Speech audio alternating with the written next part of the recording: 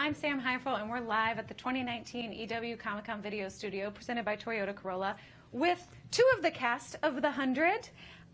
You guys, first of all, I don't think any show has ever reset itself as many times as the 100. That might be true. Thank you for noticing. Have you guys gone back and, like, watched the pilot? Because I feel like, I mean, every character, but especially the two of you, are so different since that moment. Yeah, I don't remember the last time I watched the pilot. I do. I watched it last year. Did you? Mm. Yeah. I think just because we changed so much. Yeah. I was like, I need to kind of go back a little bit and just to like remind myself like who Clark used to be, especially because she's revisiting a lot of her past memories. So trauma. I needed to do some remembering as well. Yeah. Well, I mean, speaking of this last episode, Clark is now back, finally, I think, hopefully. We shall see. But obviously, like, Murphy made some choices when Clark was not Clark. Like, how is this relationship? Next question.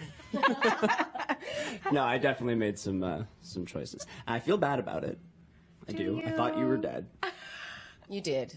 Like, to be fair, you did think I was dead. You're a little too nice to me. You can hit me if you want. Not here, not like this. Not like this. Not alive. I feel like Murphy made some choices could be the title of the 100. Murphy made some very choices. Well. Yeah, he's made some choices.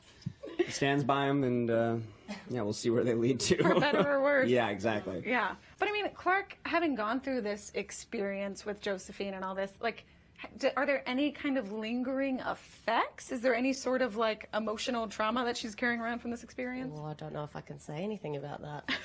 All yeah. right. I don't want to get in trouble. I will say, brilliant job by Eliza Taylor, though, in playing Josephine. Yes. Well, what was that experience like? Because there are scenes where you're fully Josephine, fully Clark. There are scenes where you switch in the middle. Like, what was the filming of that like?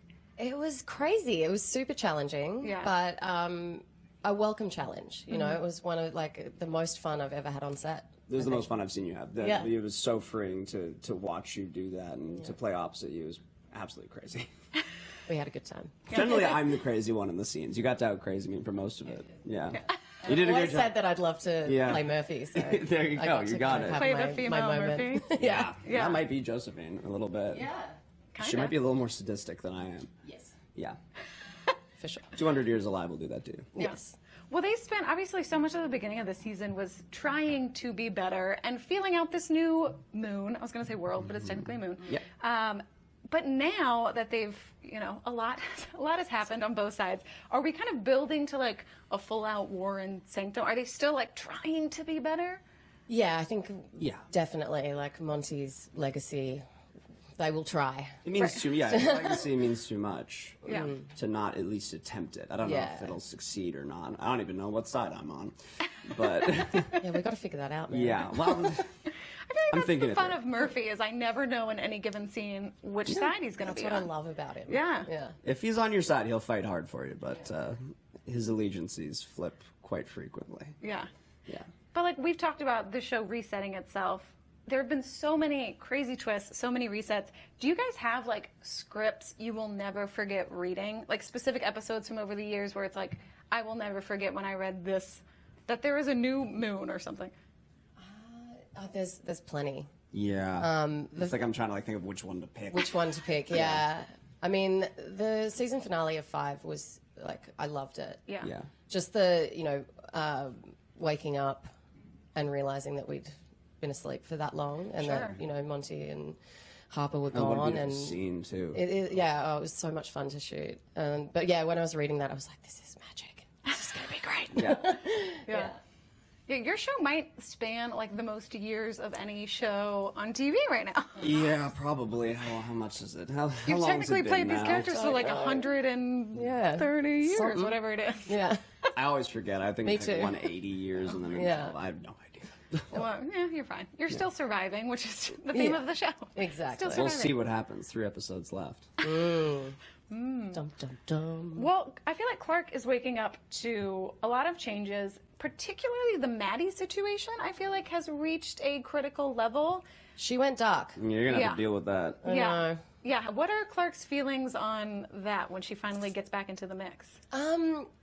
Yeah, well, I mean, she's always known about Shade Header. Sure. And it was something that she was willing to go through with Gaia, prepping, like, Maddie to not go to that dark place, but without her, obviously, she went there hard. So hopefully when she comes to, if she comes to, she can help her out with that. But we'll see. Hopefully. Yeah. The next episode, Bob directed the next episode, right? He did. What was that experience like? You've had cast members direct before, but like that was his first. What was that experience like for you guys? He was just incredible. He was such a natural, and it was so nurturing with not just the actors but the crew, and Very caring. and so well prepared. Yeah. Like, it was incredible. That was the main thing. I mean, I was seeing him prepare all season long before Yeah. his episode. He was just shot listing everyone else's episodes just to practice doing it.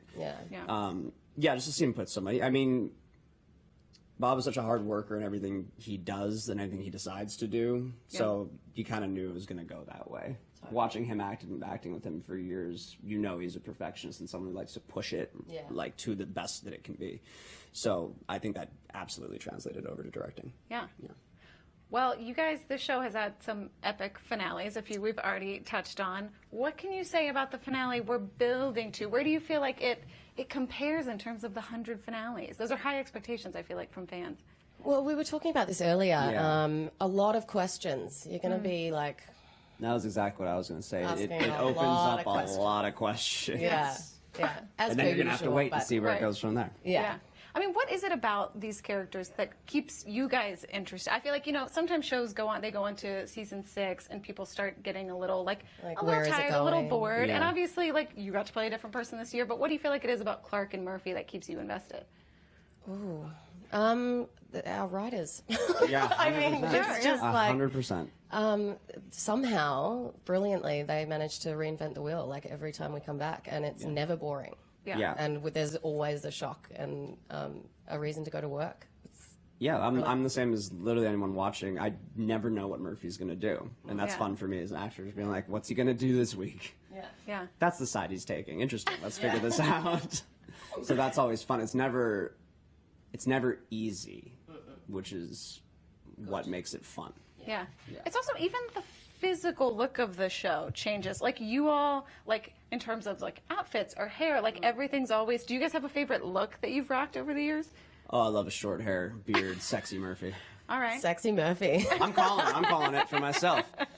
The guy's sexy. He's got a nice tan going on. Yeah. He's much better looking than me.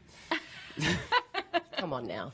There is something about a rugged man, just like in the wilderness, adds Rugged another layer. man. He's a boy. Well, that's true. He's still 180. He's still figuring things out. Right. I still remember when Clark, the season, was it, I don't even remember which one, where she like suddenly had like red in her Season hair. 3. Yeah, and I was like, ooh. I liked that too. Yeah. Yeah. Which one was That your was favorite? fun. That wasn't I think my favorite season 1, just because it's nostalgic for me. Yeah. And, and I still get to put it on, like, when I did the mind space stuff. I didn't like having long hair. It was fun. You didn't like the long hair? For me. Okay. Well, it was only just because I'd had it for so long in my real life, and I wanted to cut it, and then we got to the show, and it was like, no, it's going to be long. Yeah.